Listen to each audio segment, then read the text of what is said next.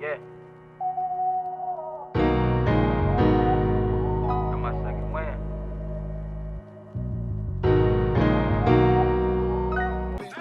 Welcome to another episode of I Am the Change podcast, brought to you by Dreams to Reality Incorporated, a nonprofit organization geared toward uplifting, inspiring, and empowering communities all over the world. I am your host, Michael Davis, alongside Mr. Jason Redmond. What's up? Hello. How y'all doing? All right. Fine. How are you? I'm doing good. Hey, you forgot to say Sharice's name. I'm sorry. I I interrupted. did. I said it. He said my name, my first and last name. I'm sorry. My bad. I thought I interrupted. My bad. Because I have this habit of interrupting people. My bad. It's all good. I do apologize. Good. So look, man, I had to dig it. I know you say I always go back and dig into my bag of crates. Going into the bag. So today I went into my bag, man. I went deep. I asked myself, man, we had King Joker last week. We had who we have on Thursday? We had the principal on Thursday. And I said, we got to follow up with somebody that's like dynamic, that's gonna come out the box, something good to talk about. And I thought about my main man, all the way from is it Black River, Jamaica? Black River, Jamaica, yes, man. Yeah, Black River, Jamaica, by way of Lake Wells, Florida, by way of Fort Lauderdale, Florida. Oh, hey, family. What up? Yeah. Yes, I'm from Florida. Yeah, I forgot to tell you from Florida too. Yeah, my bad. All the way to Knoxville College, to where we met in 1992. Now, the one thing about this young gentleman is he is the executive director of a company called SEED. I'm gonna let him tell you what SEED stands for because I get it wrong every time. However, he deals with disadvantaged youth in the Knoxville area. So, Mr. Johnson, go ahead and tell us what it is that you do at SEED and tell us about SEED. Oh, wow. That's a good start, J. Red. So SEED stands for Socially Equal Energy Efficient Development. We train inner city youth on green technology. And we started out with weatherization, solar panel installation, community garden, and also recycling. But now we're into building solar homes. One of the big things we talk about is nothing stops a bullet like a job. Right. So nothing stops poverty like home ownership. So we want people to start owning their own homes and start realizing that there's a better way out of poverty. And again, we're just talking about pathways. There's plenty of ways to get out of them, especially in a great country like America. So I don't want to hog this. This is my last question. So you went to college. Hog it, J-Red. Hog it. I'm just saying, man, I'm trying to be a gracious host. So you went to college to be a developer. Is that what you're about to tell me? No. I don't even know what I went to college for. Well, I knew I wasn't degrees in marketing. Yeah. But I graduated. Now you talking about something different. Ask me what I graduated in. Yeah. Right. No. You went to college to be an HVAC coordinator. Is what you went to college for. I know that.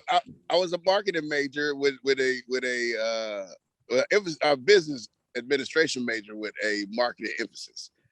But I wanted to use that marketing emphasis to start up a HVAC unit and a refrigeration company. Right. That I wanted to do it in Winter Park, Florida, right outside of Orlando. Which, if your air conditioning goes down in the winter, summer, fall, I don't care what it is in Winter Park, it's hot. Right. You're gonna need that fixed ASAP. So that's how I originally started. I was gonna make my millions. So I want somebody to ask him, does he know how to work on HVAC units? Go ahead and ask him. Do you know how to work on HVAC units? Go ahead and answer the question. I don't even believe in physical labor. Now, I heard him say they were building houses in the hood. Yeah. A solar house. I'm not for the hammer, not one nail. That ain't for me. No. Okay. So how'd you go from wanting to do the HVAC to the social, the building now that you're doing? Oh my goodness, man. You asked a jumping question right there. So I got to go back to college. Then I got to come back for it. So when I left college, what Jason talking about was I didn't get a chance to move back to Florida because I was in love. So I had to stay in Knoxville. And when I stayed in Knoxville, I got in the car business. So I got to be this ultra capitalist person. So I sold cars for 3 years, financed cars for 3 years, became a finance director for 3 years. And I bought a car dealership and sold it in 3 years. So that's to catch you up to the social part of it. You know, me and God started getting into a lot of problems right around at that time. And I was the man, he was the man, and he won. And he said, "Hey man, for what you're doing, I almost kicked the guy. I kicked the guy out of heaven for what you was doing." I said, "What is that?" He said, "Taking my glory." So I said, "Well, I don't want to be, in that same vein as that guy." So I said, "What you want me to do?" He said, "Go help some people." I said, "Dang."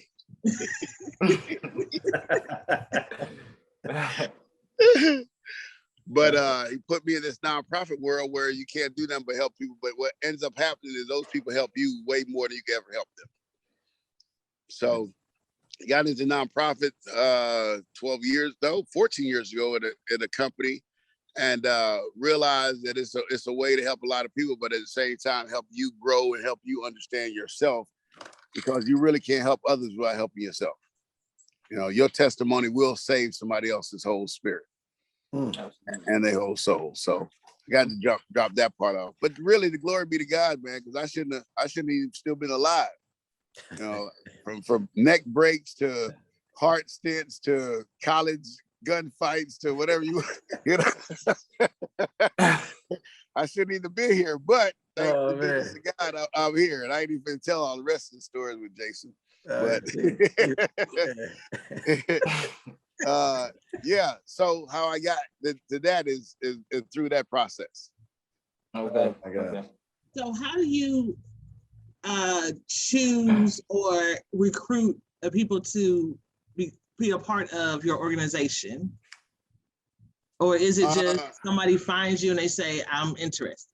No, I mean, I don't want to help people that I only want to help people that want to help themselves. Okay. I don't want to help you if you're trying to figure it out. If you, y'all know what I'm saying. Just go ahead and be little. Tell them who you're trying to help. Well, I want you to want to help yourself.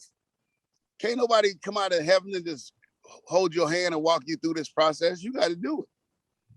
Some doors you got to kick in. I mean, they said a closed mouth don't get fed. You gonna sit up here and want me to talk for you? I can't get the job for you. I can teach you what to say and how to shake their hand and how to look them in the face and tell them everything they need to hear to get you the job, but I can't go in there with you. I mean, so at some point you got to take responsibility for you being an adult. Right. So I talk a lot about culture. And when I talk about culture, I tell people, it's like, if you don't know how to shake somebody's hand, it ain't really your fault, because it depends on where you come from. If you come from Japan, they don't even shake hands culturally. Right? They shake hands, they greeting is to bow. So even if you become the best handshaker and you are in somebody else's culture, you need to adapt and get there. Right. If you don't like kissing people on the cheek, don't go to France. Right? That's how they greet each other. Yeah. So the point is, you're going into a corporate America culture with a hood mentality. It's not gonna work. That it can't. Y'all know that. Yeah. I mean, just think about the holler. You can't go up in the hollers of Virginia, J-Red. With no shirt and tie on, talking about I'm trying to help you. No. Them folks gonna be like, nah, government don't help no poor white people. Nah, we don't help. We don't help, right? So so I'm just saying, you guys got to understand your culture that you're in to be able to fit in. If you don't want to fit in, tell them. So no, you don't. So you don't try to fit in. No. You better be yourself. I picked up on that. And find your culture in your. I mean, what do you want as a cultural person, right? If you want to wear your pants down around your waist, down around your knees, culturally, you ain't gonna fit into corporate America. Not at all. Not at all. I mean, so if that's what you got to have, You need to find a culture that accept that and will pay you. Gotcha. Right. So if you can't find that, you might need to conform. Like I don't know if you guys watch Star Wars or Star Trek or any of that kind of stuff, but y'all ever heard of the Borg? Mm-hmm. Right. No. It's a square cube. Yeah. They all think alike. They all do the same thing. The thing what they say is resistance is futile. Yeah. You will be assimilated. Right? That's what corporate America tells you, bruh. Yeah, that's gotta be Star Trek. Hey, yeah. If you don't go in there with a shirt and tie on and your belt and your shoes shine and know how to handshake and know how to look somebody in the eye, you is the resistance is futile. Yeah. If you don't assimilate to that, you will not work with us, bruh. Yeah. So if that's where you're gonna get the $40,000, $50,000, $60,000 a year jobs, you better learn how to conform. Or you better start your own. So is that why you started your own car lot? Yeah, I wasn't a good conformist. No, not you. Not you. No. I can't believe that. Yeah. Well, I think I could do what I think I could do what you do without having to be fake. I can dig it. You know, if I put on the shirt and tie and smile real big and say hi and do the little dance thing, I mean, y'all love it. Y'all finance me. Y'all even invest in me. But you don't want to dance that day, it's gonna be a bad day. But the day that I don't want to dance, J Red, it's a bad day. and I've been there. I ain't mad at them. I am not mad at them boys because they want you to conform, and if you don't, they're gonna tell you politely, please leave, or we're gonna call security. Right. Yeah. So, when did the building of the solar houses come into fruition? So, last year about this time, we was almost about to close because of COVID. Mm-hmm. And it was because we couldn't train inside anymore. All of our models did not have anything to do with stuff that you could be outside or you was going to be in somebody else's house. So nobody wanted to be inside of people's houses or nobody wanted you inside their house last year at this time. So we decided to go outside and build a house because they became essential workers, all the construction people. They was able to go outside without even PPP. And we decided we could go outside with all the protective gear and all that kind of stuff. And it made sense because now we can show the young people from ground up what happens when you plant a seed, right? Mm-hmm. So you have, so we were, like I said, we were doing just weatherization, but now they can see from the footers to the roof, all in between, the electronics, the plumbing, they can see, like, what do they want to do? Like, what do I really like out of all this process? And how can I actually do it? And if that's the case, how do I do it? And by the way, how much money them people make? So we started talking about poverty. Well, poverty in Knoxville is the highest amongst African Americans in the South. It's 42%. It is? Right? Oh yeah, it's horrible, bro. We're tied for fourth with poverty overall. Across the country. With Memphis. Oh, across the state. No, bro. In the 7 states that touch Tennessee that have 100,000 population. We did a study of 30 cities with 100,000 population or more in the South, and Tennessee happened to be one of the worst states in the South. However, when you started talking about poverty itself per capita, Knoxville was number 4th, tied with Memphis at 27%. The national average is 15%. Poverty. But African-American poverty was 42% and gained 2% in the last 20 years, but we'll get to that in a minute. Then you got to go all the way back to what's the African-American poverty rate in the country? It's 25%. Knoxville is almost double both of those numbers for poverty overall, but also African-American poverty. Okay. So what I work on is really talking about, hey man, if y'all ain't got no jobs, y'all gonna be out here shooting each other. Facts. Which is what's happening right now, right? Yeah. The second part to that is y'all gonna be poor if you don't own your own house. Yeah, because The landlord tell you what to do. Plus, it's the eviction moratorium was just not Just repealed. lifted. Yeah, the 31st. yeah, But they 31st of extended July, it They ended. extended it though. They extended it, but what that tell you if they extended it? They just going, it's going to expire again. It's going to expire again. Yeah. If I was behind last month, J Ram was behind this month. Oh, Yeah. yep. At 30 days, the 30 days rolling is real. Yeah. So the process really is about poverty. So in this country, we think of poverty in two ways. One way is, oh, look at all the poor people.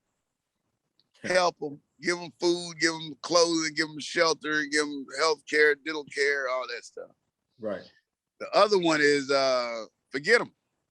Let them pull themselves up by their own bootstraps. I can't believe Papa did it. You know. Yeah. Papa So had boots though. Yeah.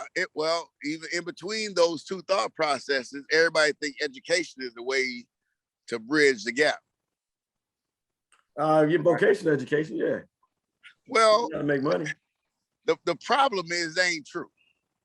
Uh-oh. Education by itself is as we know, washed, right? Right. So let's say if you get the best education in the world, you went to Harvard, you went to Yale, you did your doctoral at MIT, you studied under the best brain surgeon in the world, and then we're gonna ask Mr. Davis here to say, you're gonna be my first patient. Right. What would Mr. Davis say? I don't know if I want to be the guinea pig. Hey, but I'm the smartest doctor. I'm the smartest doctor with all the education that you need. Yeah. What you're gonna want is also my experience. Right. Yeah, And at that point, Right? you don't mind my education level, but you need me to be experienced as well. I don't want to be the first one that you come up here talking about you're gonna save me out of poverty. Yeah. Partner, you ain't even been in poverty. What you know about that? How you gonna save me? What you talking about? How can you save somebody from someplace you've never been? You ain't never been. Right. I got it. So that's where I tell people that's where the third world country, Jamaican, come in. Most Americans never really experienced poverty, bruh. Right? Because most Americans think poverty is just about money. But the problem is, like, I don't care how much money you got in Jamaica, you still ain't gonna drink clean water. I got you. Impoverished situations being like it leaks in the house. There's no running water. The toilet's out back in the shed. What you gonna do? Okay, how much money you think you got? You just ain't got the infrastructure in your country to get there. But you're saying in America we have that infrastructure, so you're not really poor. It's just you don't have the opportunity to raise the per capita dollars that you need to live sustainably in this world, in this country. So now I need to find out what that lifestyle is. Is that $100,000 or that $50,000? Can I actually live on the government and have my 3 kids live in the projects and make $59,000 doing nothing? No. Because I'm gonna get health care, I'm gonna get dental care, I'm gonna get child care, I'm gonna get food stamps, I'm gonna get all of that. So do I stay in the project and get $59,000, or do I go to college and get $59,000 worth of debt? Now you ask me what I'm gonna do, because not you. I'm just okay. That's a general question, bro. Right? This is America we talking about. Like, we have problems here, but the victim has rights too. We can't be impoverished for 20 years and it gone up 2% and nobody said nothing. The number of impoverished people went up 2%. Correct. And then in the whole country, we've been at 25% for 20 years. And ain't nobody said nothing about black poverty. Right? Donald Trump said, I've been the best president for black people. Yeah. And it went up 2%. No. The whole point is, ain't none of them, I don't care which one of them, ain't none of them thought about black poverty. Because we don't be thinking about black poverty. You're right. Because our grandfathers didn't have the chance to buy a house because of redlining. Right? So just imagine if our grandfathers had a house that was worth $10,000 in 1950. Right. How much you think that house would be worth today? Over 300,000. Million. Yeah. In any neighborhood we talking about, right? 300,000. So when are we gonna start buying a house? So 50 years from now, our grandkids can be saying what? Let me get that crib, granddaddy. Yeah, we're going to sell that crib. You know what I'm saying? But that goes back to financial literacy, though. You talk about we've had these conversations before. We talk about if somebody was to give you an asset and it's worth $1 million and you sell it, yes, you're a millionaire, but what are you gonna do with your million? Like, what's the first thing you're gonna buy with your $1 million? And the sad part about it is you're gonna buy something first before you invest it and do something with your money. Well, J. Red, that's what I love about America. That's your choice. Right. If you get $1 million, y'all do you. Right. But again, you get $1 million, you squander it. My problem is the broke people that want me to help them. So, I'm trying to tell you, look, get you a house. right. And if you get to that $1 million, man, do you. Yeah. Forget your kids, forget your grandmama, do Oh you. my God. You get to $1 million. All I'm saying is, if we ain't even talking about $1 million, J. Red, we talking about, man, can you help me get a job? Can you help me pay my utility bill? Can you help me get? I'd rather be talking to you about how you blew the $1 million. All right. I'm hoping you don't blow the $1 million personally. Well, if you blow the $1 million, J. Red, I ain't mad because you learn how to get $1 million. You can learn how to get another $1 million. Okay. But if you ain't even never had no $1 million, what we talking about? I got you. So I'm not disagreeing with you, bruh. All I'm saying to you is, bro, gonna blow your $1 million if you can make $1 million. I just need you to start thinking about I can make $1 million. If I can start getting you to thinking that, you ain't poor no more. Yeah. Saying you're trying to, but that's the education you talk about. Yeah. So that go back to the financial literacy that you was talking about, right? Amen. If you could learn how to get there, I don't care what you do when you get there. But if you never even have a conversation about getting there, what is we talking about? Right. You never arrived. You never went to the store to go buy the juice, so you're still thirsty. Yeah. So you can't talk about being thirsty no more. You're gonna still talk about being thirsty because you never quenched the first problem, which was you ain't even man gone somewhere from around. You know what I'm saying? So what does your program look like? So if I'm seeking your services, what program am I going to have to go through to get that final outcome? And I want to have that final outcome. I'm not coming to you hoping you can just like help me and do it for me. I want to put in the work. Great question. All right, so we have an 8-week training program. We have life skills, job skills, and placement skills. Okay. So life skills is what I used to call good old parenting skills, but we don't have parents anymore. We're lucky to have a parent in our household. But most times we run into grandma, big mama, and auntie them, right? So remember I was just talking about handshakes and eye contact, cultural and all that kind of stuff. And in the hood, we got a whole bunch of handshakes. Right? Right. How many we have in corporate America? One. So who teaches that lesson? Who teaches a handshake lesson? Who teaches that lesson? Stan Johnson, the SEEED. Well, right now, yeah, but that used to be, boy, shake my hand. Yeah. You know what I'm saying? Yeah, they used to be your uncles daddy, in the neighborhood, your coach, your uncle, somebody used to. Yeah. Boy, look at me when I'm talking to you, boy. Yeah. Girl, lift your head up, lift your chin up, girl. You know what you do. Don't be looking scared when I'm talking to you. Right. I don't know who that was for y'all. Right. But somebody taught me that. Right. That was my grandfather. Yeah. Right. That lesson ain't being taught right now. I got so if I got one handshake and I don't know it in corporate America, and I'm going in there finna give you a high five, back drive, shoulder bump, whatever, you think I'm gonna get that job? Not at all. Corporate America tell you about eye contact mean that you are trustworthy, you got integrity, you're paying attention. What eye contact mean in the hood? I mean, you eyeball them. Yeah, great. Problem, yeah. We got a problem. We got a problem. Yeah. Right. Now, why you eyeballing me, player? What you mean mugging me, man? So when do we Yeah. translate that? When do we tell somebody you can look somebody in the eye downtown, but you can't look at them over here in the project? I mean, who talks about that? Where are we gonna learn that lesson from? Right.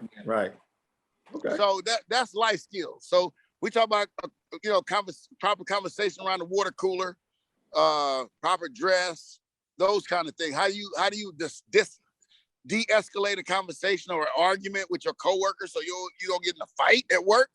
Right. Yeah, that's a good thing. Yeah. Because you ain't gonna talk to me just any old kind of way, Mr. Boss Man. Oh, yeah. I'm sorry, y'all. Yeah.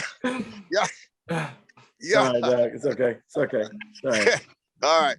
So after that, we do, job skills, resume building, interview skills. You go to mock interviews with our board members and all kind of stuff. Then we go to placement. So our placement part of it is really, don't go get a job just because somebody said, hey man, they hiring downtown. Go check those people out, go volunteer for them, go do job shadowing, go get placed. Because what we talk about in our process is really Jesus, right? So Jesus went out to go plant some seeds, or he said a sower went out to go plant some seeds. Well, some fell by the wayside, some fell in rocky soil, some fell in viney soil, and some fell in fertile soil. Well, y'all know the story. I ain't gonna go through all that with you, but if you actually plant somebody in the ground where he actually went to go dig up and till and fertilize, he had to go prepare some ground. Right. Where is that ground at? It never says in the Bible. So to us, that fertile ground is this.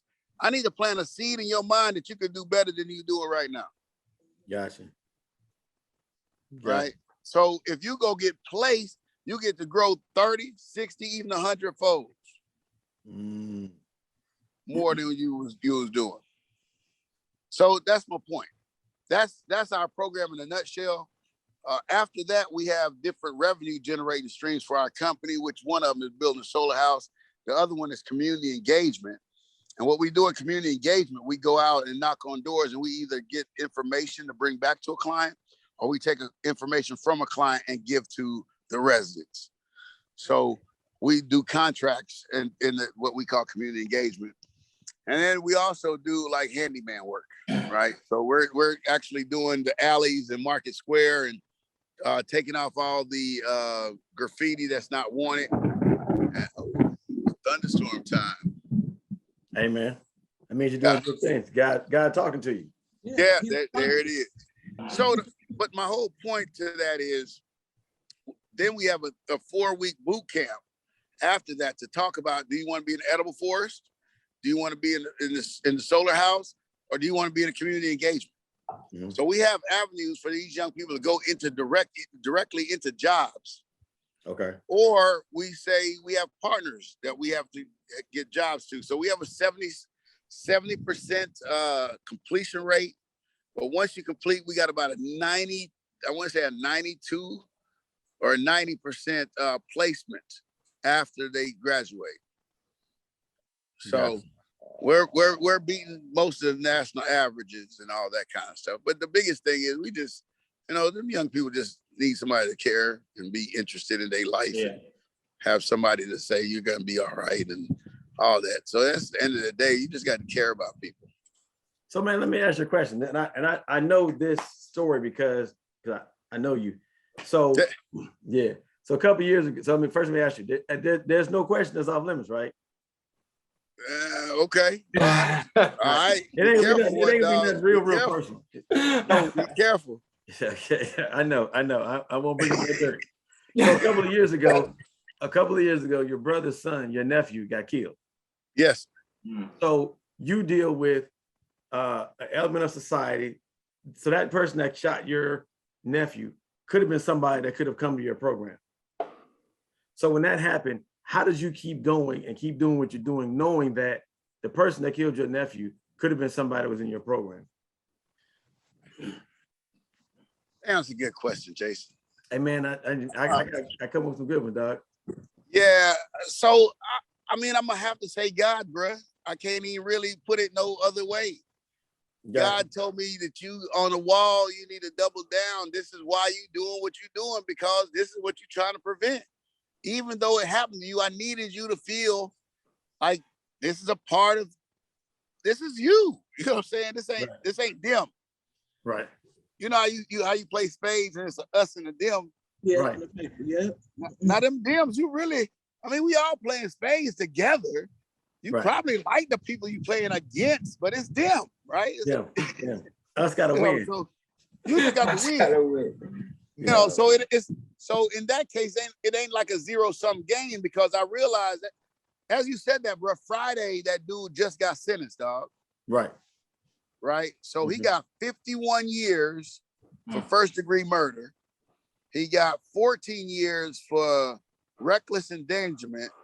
He got 15 years for something else. So 80 something. It all came up to 51 years. No. These are sequential sentences. Yeah. 3 different charges. Oh, he ain't never getting out. Bruh. Never, right? So dang. Most people would say, well, he got what he deserved, blah, blah, blah, blah, blah. We done lost another black man. Yep. 2. Lost 2. 2. Right? So how many people did that affect? Right? Yeah. Hundreds. It affect exactly. Yeah. Like, we got to understand, bro, that this is not a zero-sum game. We cannot kill each other because we ain't got no damn money, or because we mad at each other. That's not civilized. Yeah, this ain't the Wild Wild West. This is not the Wild Wild West, because there's better ways to handle your discrepancies. Right. So we have grown up to, I don't know how old y'all is, but me and J Red grew up where we could fight. Right. Like I done got whooped before. I have to. Yep. You know, but I ain't gonna kill. I ain't gonna kill people. Right. Yeah. Because they whoop me, right? And I don't whoop other people. They come back and kill me. You still here, so ain't nobody killed you for whooping them. Right. So that's the kind of stuff I'm talking about. Like, we done went from straight up, I can't even argue with you. Yeah. If I step on your shoes, you finna kill me, man. Yeah, I told a young man, he done got mad. I'm gonna kill such. I said, whoa, bruh. I ain't telling nobody go kill nobody, but you know that judge that had my child support stuff, I need him taken care of. You know, the people that have my student loans, I need them taken care of. Now, if you can kill about 3 or 4 of them people there, then go kill Buddy with the shoes on, now we can talk. Because you better get the same amount of time, J Red. Yeah, you better get in life. You know what I'm saying, Mr. Davis? That's a lot of time you finna get. But killing a dude for just stepping on your shoes. Yeah. You might want to do everybody a favor up in here. You're right. Yeah. But y'all scared of them, folks. Y'all scared to go kill one of them. Yeah. But you'll kill my son. You'll kill my brother. You'll kill me. Because I stepped on your shoes, man. For real. With some shoes. Yeah, with some shoes. Come on, cuz. It's crazy. That's crazy. So, anyway, I think your question was, can you get in the program? Jason, I'm going to tell you how crazy this is. I actually gave a flyer to a young man who robbed somebody the next very day, and that person, they killed each other. It's crazy, bro. Wow. So I ain't going to sit up here and tell you that this is the hardest work I've ever done in my entire life. Dog, this is harder than getting the apples and the oranges. Yeah, bro, because that was physical. This is mental and emotional. Emotional, yeah. Because you don't even, and then they don't even want to pay you. I'm doing it for the free. No, for like 3-4 years, I had to do this without no pay. I had to go get another job. You know, so this is not a thankful job. Mhm. You know, this is more like a thank less job, but people understand that you've touched their lives. It means everything to them. So, Doc, I think you have to define what wealth is when you do something. You do something like this, you have to define what wealth is to you. Like if you're in it for the money, you're in the wrong profession. You're in the wrong profession. Because I've made plenty of money. The car business was great. I love it. Yeah. You sold me a couple cars too. Yeah, bro. Yeah. That's a good laugh. That's a good laugh, everybody. That's not a bad like I gotta laugh. Yeah. That's a good laugh. Like we did some stuff together that nobody else could ever do to get Jason a car. Yeah, he did. So yeah. So that's the thing. I want to work for my people, man. I don't want to work for nobody else. This don't even feel right. I got you. We got to be able to help each other. This don't even make no sense. We're up here ready to kill each other, like I said, over the shoes, but we ain't ready to help each other make $1 million. Right. So look, man, I'm gonna steal Michael's line this week. So I know you got some more pressing events coming up today. Every week, man, we get our guests to leave a little nugget for our viewers to talk to something to hang their hat on for this upcoming week, man. So give the viewers out there in podcast land a little nugget that they can hang their hat on this week. Wow, a little nugget you can hang your hat on this week. Yeah. Well, I mean, the easiest one is to pray. That's a good one. You know, prayer works. Mm-hmm. We the people have hung our hats too much on ourselves. We got to give God the credit, bro. This is not a physical fight. This is a spiritual warfare because them emotions get into it. You're gonna have to depend on God no matter what you do. So that's all I'm gonna say, man. I really appreciate you giving me this opportunity to be a part of this, and I'm proud of you, big dog. Hey, man, putting this on. We appreciate you being on. Hey, yeah, man. It was I a pleasure to have you. do without my co-hosts, man. They keep me grounded. They keep the questions coming. They laugh at my jokes, man. So they make it fun. Dog, you. Now, you remember when I told you that year after you crossed, you was dying about your little body, bro. I ain't never stopped thinking about you like that, man. You've been always my big hero, bro. So appreciate you doing all this. Your co-hosts are wonderful. I'm glad y'all supporting the One Dog. Do your thing, big dog. Hey, I appreciate you coming on, big fella. Yes, sir. Y'all have a blessed day. All right, man. Thank you. All right, Mike. I'm going to take us out. So take us out. All right. He stopped. It's all good though. Well, if this is your first time tuning in, please like, subscribe, and continue to follow us on this journey. If you've been rocking with us, keep on keeping on because we got a lot of amazing episodes to come. We are Dreams to Reality, a nonprofit organization geared toward uplifting, inspiring, and empowering communities all over the world. I'd like to thank my co-host, Mr. Jason Redmond and Ms. Sharice Lovett.